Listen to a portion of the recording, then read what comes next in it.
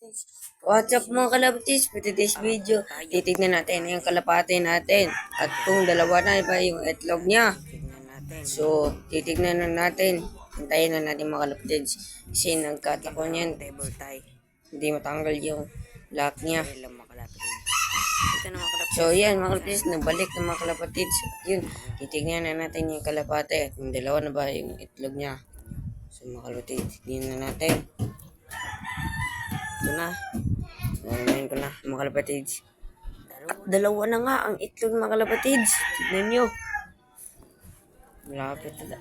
Baka malapit na yan mapupusa mga kalapatids. Babalik lang tayo. Update lang tayo bukas mga kalapatids. At ewan ko anong oras mga kalapatids.